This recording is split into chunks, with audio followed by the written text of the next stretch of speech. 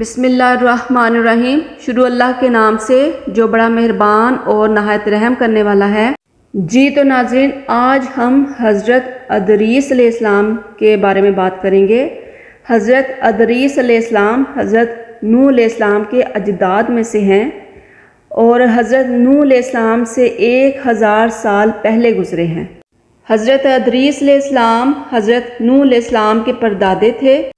قرآن پاک میں آپ کو ادریس فرمایا گیا ہے۔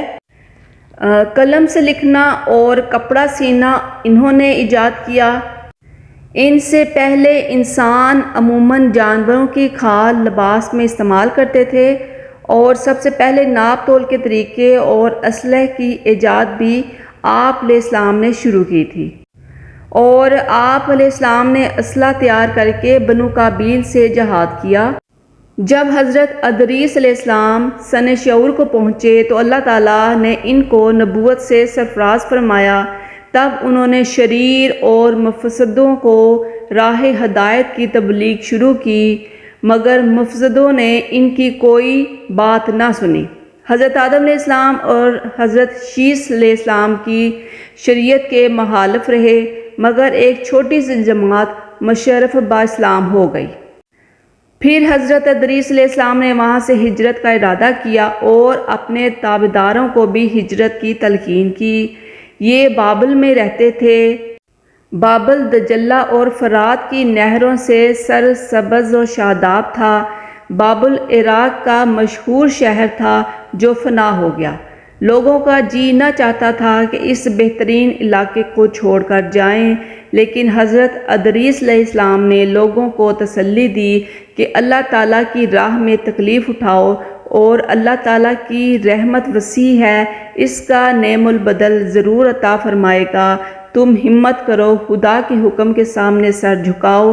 جب مسلمان اس بات پر راضی ہو گئے تو حضرت ادریس علیہ السلام ان مسلمانوں کے ساتھ مصر کی جانب روانہ ہو گئے۔ مسلمانوں نے رود نیل کی سرزمین کی شادابی دیکھی تو بہت خوش ہو گئے۔ پھر حضرت ادریس علیہ السلام نے فرمایا، بابلیو، یہ تمہارے بابل کی طرح شاداب مقام ہے، کوئی بہترین جگہ نیل کے کنارے منتخب کر کے ٹھہر جاؤ۔ حضرت ادریس علیہ السلام نے مصر میں بھی خدا کے احکام جاری کرنے شروع کر دیے، اور حضرت ادریس علیہ السلام ہر قسم کی زبان بھی جانتے تھے اور لوگ بھی مختلف زبانوں والے تھے۔ حضرت ادریس علیہ السلام نے دین الہی کے علاوہ سیاست اور شہری زندگی کے طریقے تعلیم فرمائے اور ہر فرقے سے طلبہ جمع کیے اور ان کو سیاست اور اس کے قواعد و اصول بھی سکھائے۔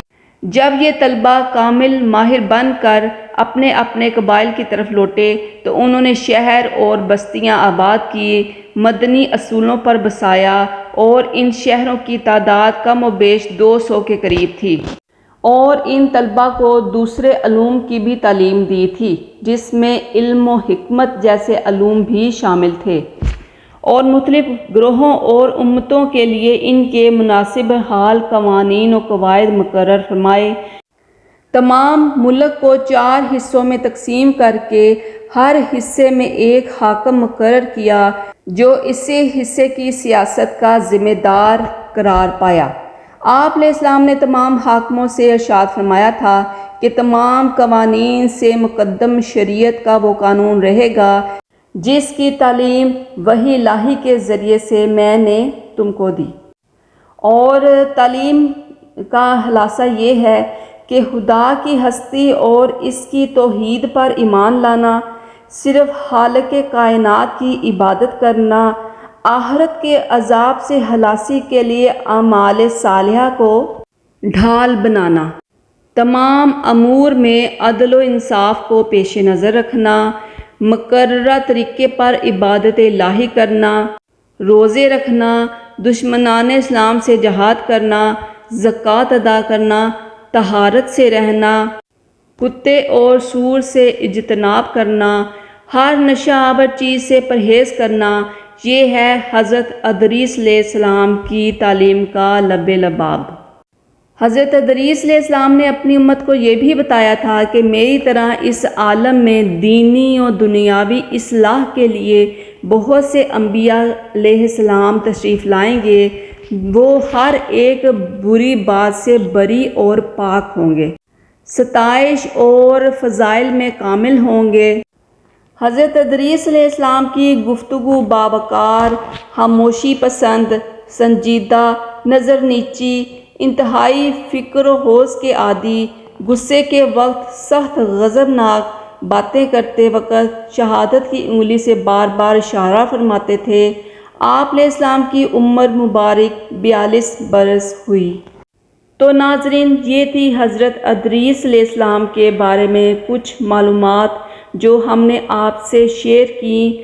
اگر آپ کو ہماری یہ ویڈیو پسند آئی ہو تو اسے لائک کر دیں اور سبسکرائب کر دیں اور بیل آئیکن کو پریس کر دیں تاکہ ہماری ہر نئی آنے والی ویڈیو سب سے پہلے آپ کو موصول ہو۔ اپنا اور اپنے پیاروں کا بہت زیادہ خیال رکھیے گا۔ اللہ حافظ۔